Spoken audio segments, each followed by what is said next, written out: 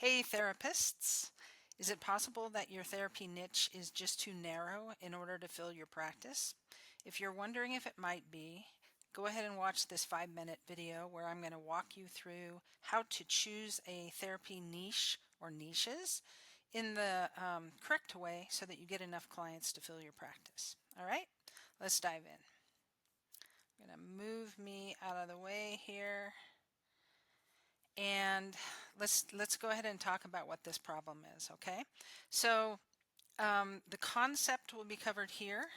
If you feel like the concept makes sense and you want to learn more and you actually want to dive into what good niches are for you, then I have a 25-minute training on how to choose the right niche and, well, I mean, not only niche, but the keywords as well for your therapy practice. And I pulled that out of a training that I used to give, a $2,500 training, and has a worksheet and a walkthrough of how to do it. So if you like this video and it makes sense to you and you want to get that, just let me know and I'll send that over to you. Okay? So there's all sorts of advice out there, as you all know.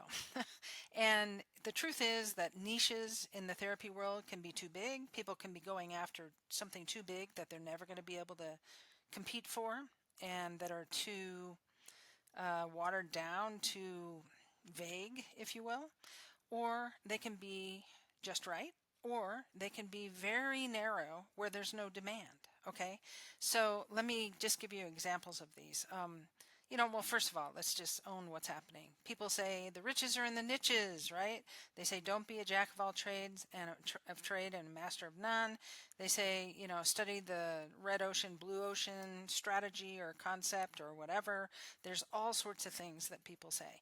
A lot of therapists don't want to niche down, whatever that means, because they're afraid they're going to lose clients. And then others have bought this story that you have to go really, really narrow so that you stand out as unique and that people meet someone and that person, jars the memory of you and they call you and they send you to this person. That's all good and well if those people exist, if enough of those people exist, okay? And a lot of times they don't. So I'm going to give you some examples of basically what's too big, what you shouldn't be going after, what's too small that you shouldn't be going after, and then what's just right. And I'll give you an example of how niche marketing actually works. So too big is in terms of keywords, you never want to just say, go after terms like anxiety or trauma or depression or couples or whatever. That's not even in the therapy niche. Anxiety is a huge topic. If you Google anxiety, you're going to see WebMD and National Institute of Health and mental health and all these, huge Healthline, huge sites ranking for that. There's no local therapists that rank for anxiety. Okay. So anxiety therapy or anxiety treatment or anxiety counseling is really what you want to go for with that. If you go for something too narrow, an example would be anxiety therapy for teens with eating disorders or something like that. Okay, way too narrow. People just do eating disorder therapy, right? Or anxiety therapy or teen therapy, but they don't combine all these things together because how many people are gonna? I can't think of a teen that I know that has an eating disorder that has anxiety as the main issue, and if we just treat the anxiety, everything's well, right? We really need to probably treat a bigger picture thing. So that is too narrow. Another example of something too narrow, this actually happened. There was a coach in the space a number of years ago, and she was proposing something like this. Her example for a really good niche was therapy for teens with self-esteem issues because their older siblings are successful. Okay? Now, that's pretty narrow, right? Pretty darn narrow. Who knows that? Who knows that many people? I could probably imagine in my whole life, maybe a handful in my whole life, everywhere I've lived, of people that possibly could fit that. And how do I really know if that's the issue, right? but that's pretty narrow. And chances are you're not going to find enough people in your city that either have that issue or are actually seeking therapy for it. Okay. So that is way too narrow. And there's a lot of folks who are still choosing niches based on this advice of too narrow topics that there just aren't enough people for, or there aren't enough people that you're going to find because they're not out there looking for therapy.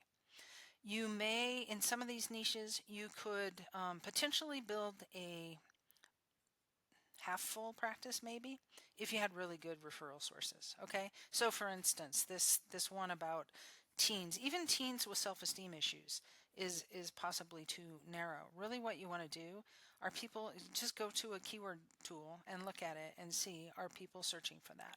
What you're going to find in your city, if you say, let me search on therapy for teens with self-esteem issues, it's going to be zero. That's going to be the number of people that type that into Google. And so you want to go up a little further. You want to go to teens. Okay, that's the way it works. Now, given that, I realize this may be flying in the face of everything you've been taught. Let me just show you how it works, because really what we want to do, and this is the confusion, we want to niche market. If you niche market, you will not look like the jack of all trades and the master of none. All right, that's just the way it goes. So let's just go to Google and let's type in couples therapy carpinteria. Okay, so that's a city in Southern California.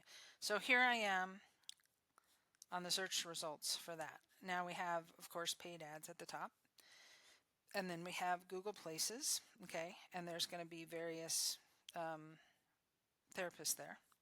But then down here we have couples therapy, carpinteria, marriage counseling, whatever. You have psychology today, all the good things, okay? Now, if we were to click on a result here and go to the site, we should go to a couples therapy page.